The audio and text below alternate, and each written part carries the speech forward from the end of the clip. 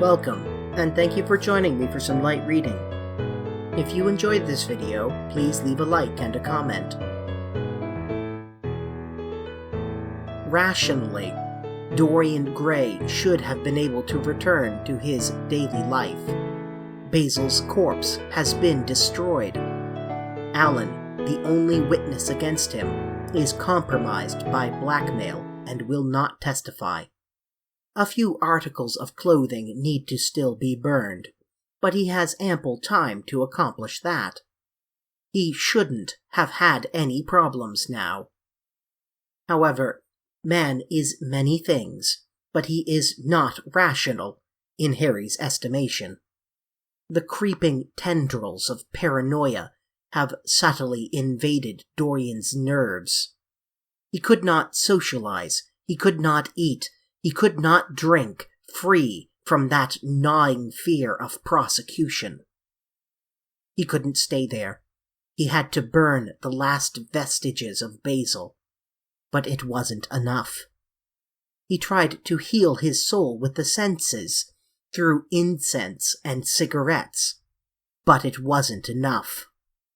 He needed something stronger, something that could strangle his nerves. He needed to go to the river. Chapter 16. A cold rain began to fall, and the blurred street lamps looked ghastly in the dripping mist. The public houses were just closing, and dim men and women were clustering in broken groups round their doors. From some of the bars came the sound of horrible laughter. In others, drunkards brawled and screamed. Lying back in the hansom, with his hat pulled over his forehead, Dorian Gray watched, with listless eyes, the sordid shame of the great city, and now and then he repeated to himself the words that Lord Henry had said to him on the first day they had met.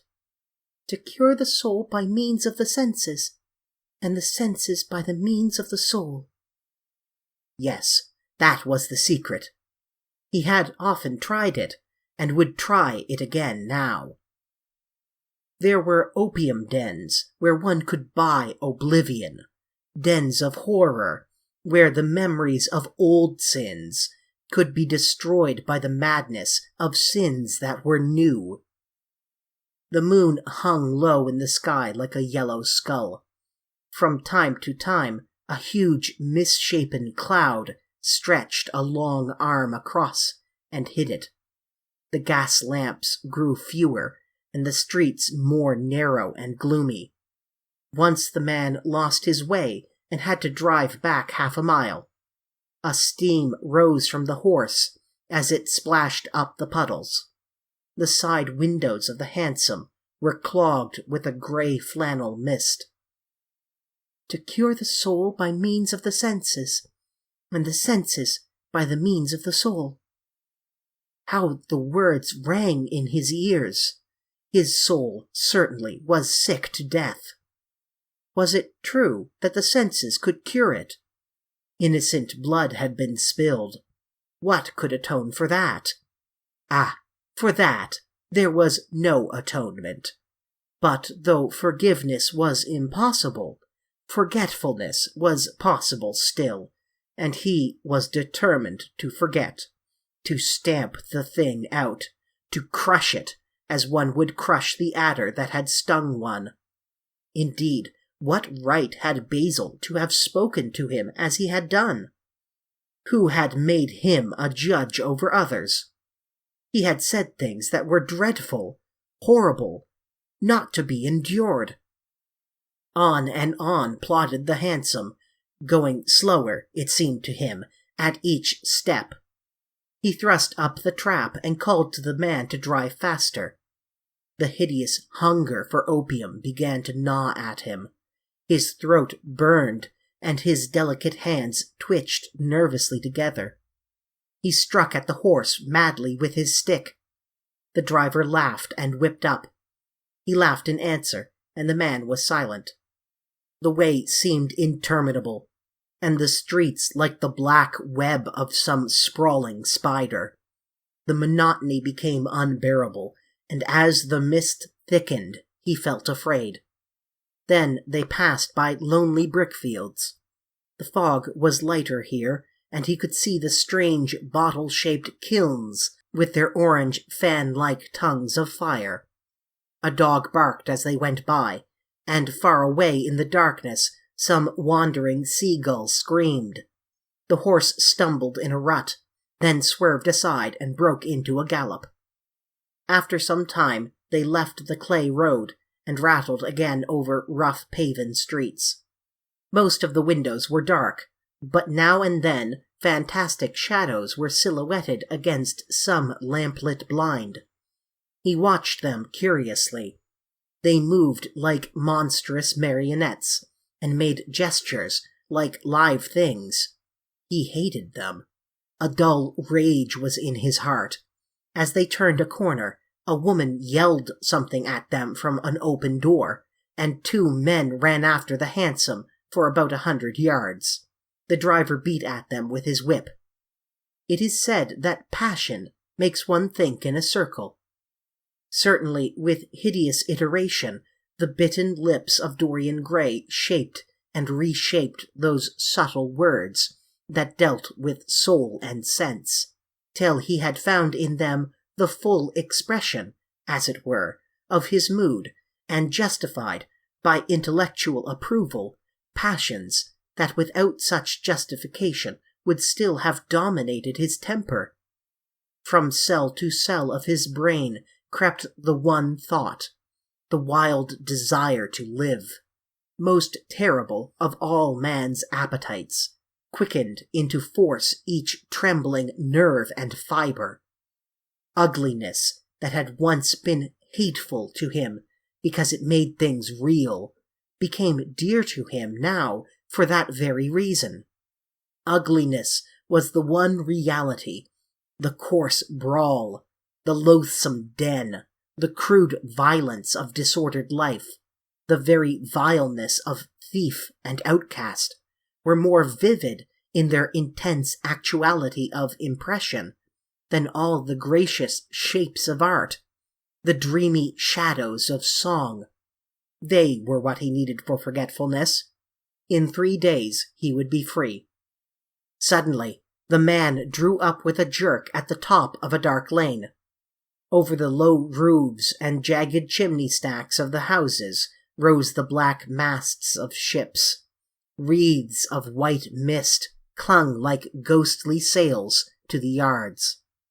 "Somewhere about here, sir, ain't it?" he asked huskily through the trap. Dorian started and peered round.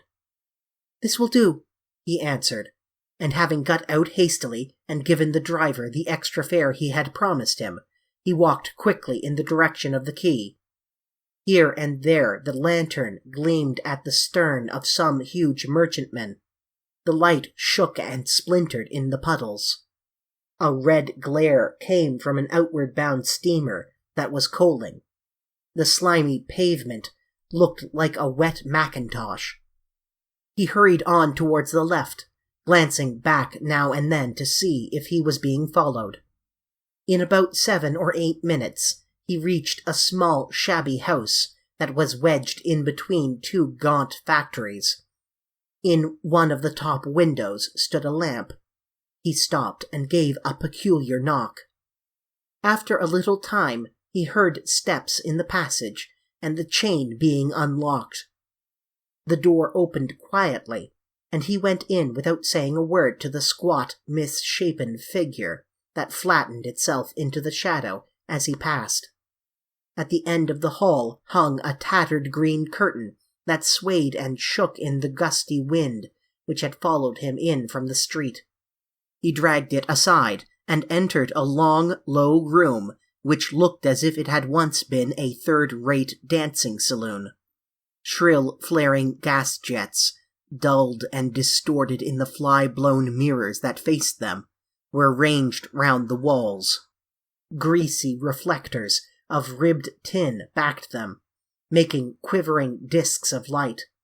The floor was covered with ochre-colored sawdust, trampled here and there into mud, and stained with dark rings of spilled liquor. Some Malays were crouching by a little charcoal stove, playing with bone counters and showing their white teeth as they chattered. In one corner, with his head buried in his arms, was a sailor sprawled over a table, and by the tawdrily painted bar that ran across one complete side stood two haggard women, mocking an old man who was brushing the sleeves of his coat with an expression of disgust.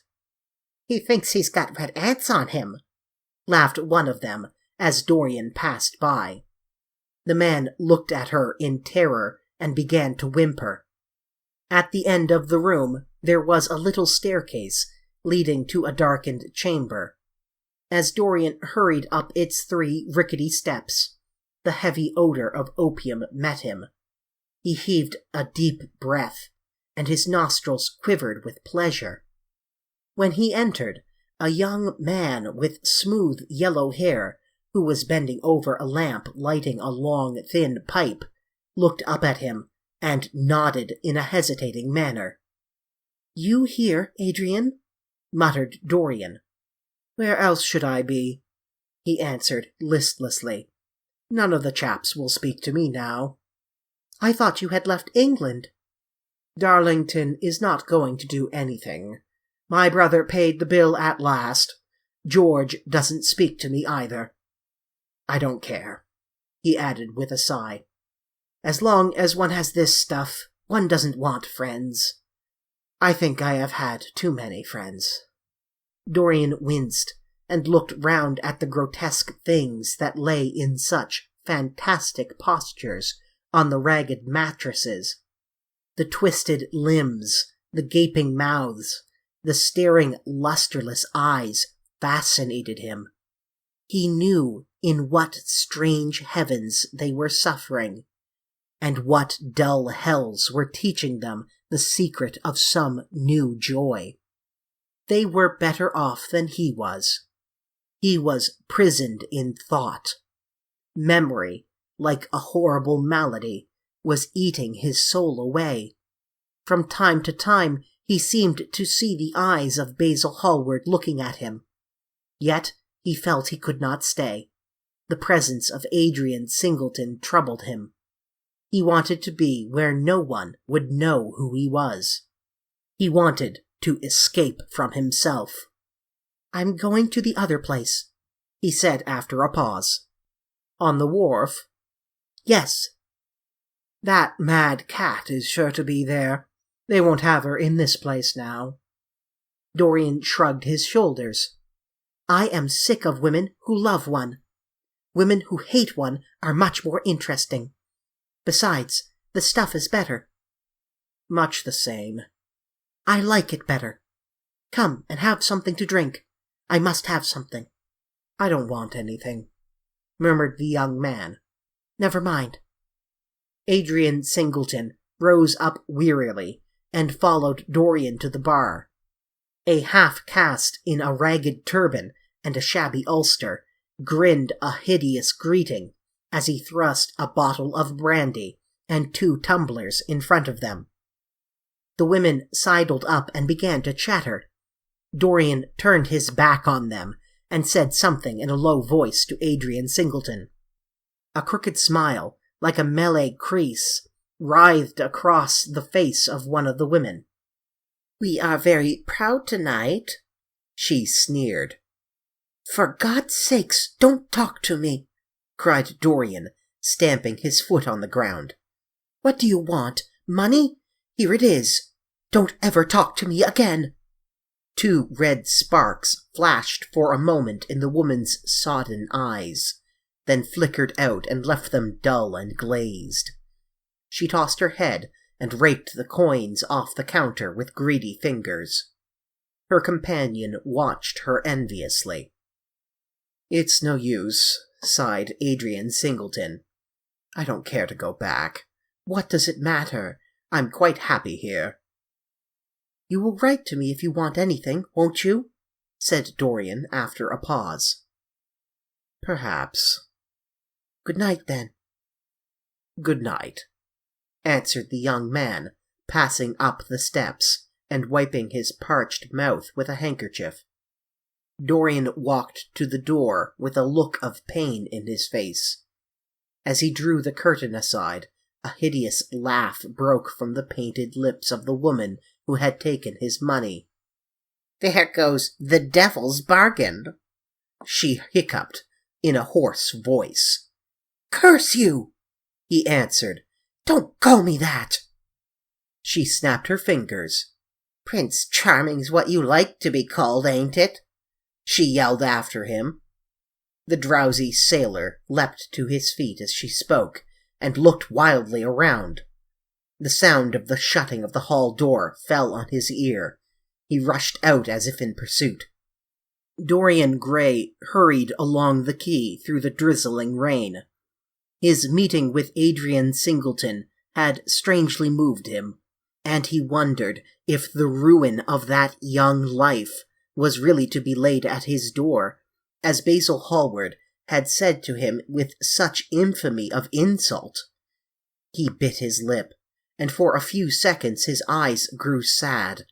Yet, after all, what did it matter to him? One's days were too brief to take the burden of another's errors on one's shoulders. Each man lived his own life and paid his own price for living it. The only pity was one had to pay so often for a single fault. One had to pay over and over again, indeed. In her dealings with man, destiny never closed her accounts.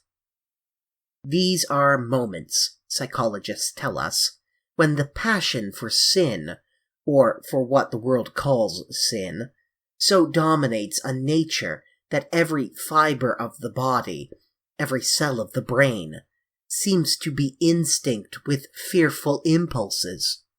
Men and women, at such moments, lose the freedom of their will. They move to their terrible end as automatons move. Choice is taken from them, and conscience is either killed, or, if it lives at all, lives but to give rebellion its fascination and disobedience its charm. For all sins, as theologians weary not of reminding us, are sins of disobedience. When that high spirit, that morning star of evil, fell from heaven, it was as a rebel that he fell. Callous, concentrated on evil, with stained mind, and soul hungry for rebellion, Dorian Gray hastened on, quickening his step as he went. But as he darted aside into a dim archway that had served him often as a shortcut to the ill-famed place where he was going, he felt himself suddenly seized from behind, and before he had time to defend himself, he was thrust back against the wall with a brutal hand round his throat. He struggled madly for life, and by a terrible effort wrenched the tightening fingers away.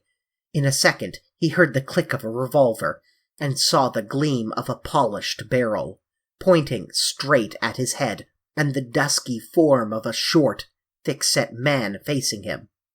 "What do you want?" he gasped. "Keep quiet," said the man. "If you stir, I shoot you." "You are mad! What have I done to you?" "You wrecked the life of Sybil Vane," was the answer. "And Sybil Vane was my sister. She killed herself. I know it. Her death is at your door. I swore I would kill you in return. For years I have sought you. I had no clue, no trace. The two people who could have described you were dead. I knew nothing of you but the pet name she used to call you. I heard it tonight by chance. Make your peace with God, for tonight you are going to die." Dorian grew sick with fear. "I never knew her," he stammered. "I never heard of her. You are mad." "You had better confess your sin, for as sure as I am James Vane, you are going to die." There was a horrible moment. Dorian did not know what to say or do. "Down on your knees," growled the man. "I give you 1 minute to make your peace, no more." I go on board tonight for India, and I must do my job first. 1 minute, that's all." Dorian's arms fell to his side. Paralyzed with terror, he did not know what to do. Suddenly a wild hope flashed across his brain. "Stop!" he cried. "How long ago is it since your sister died? Quick, tell me." 18 years, said the man. "Why do you ask me? What do years matter?" 18 years, laughed Dorian Gray with a touch of triumph in his voice. 18 years! Set me under the lamp and look at my face."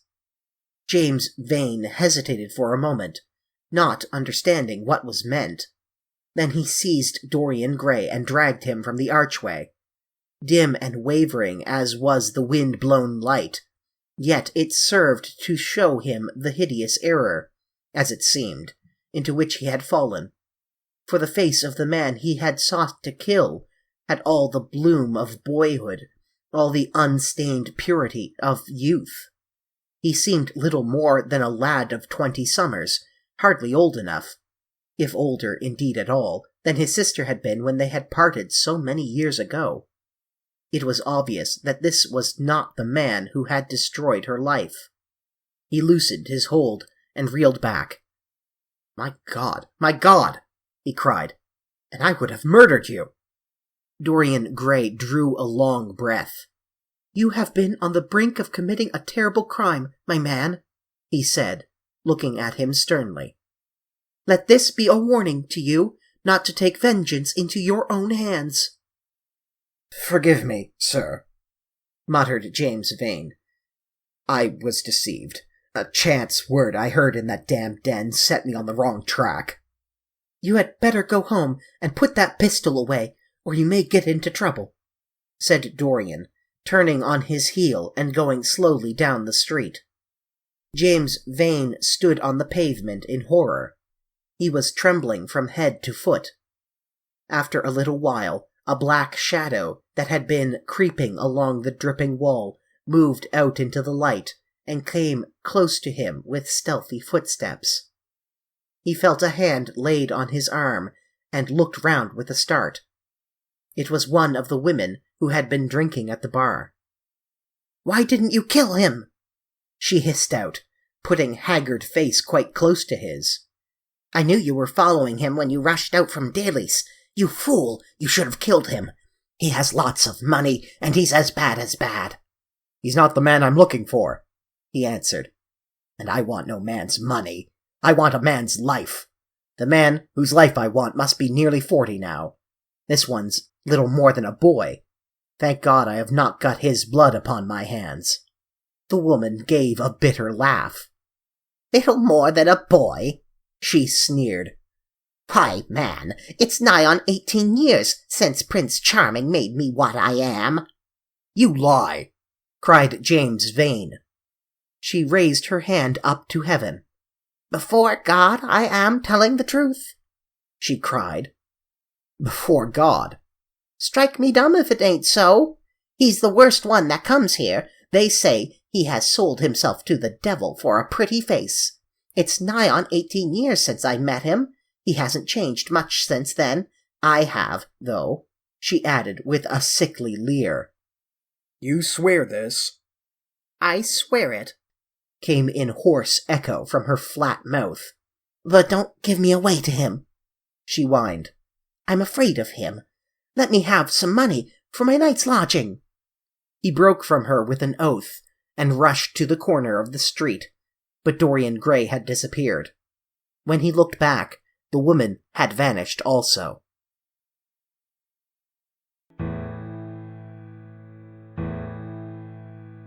If you've enjoyed this light reading, please like the video and leave a comment. And until next time, may light shine upon your path.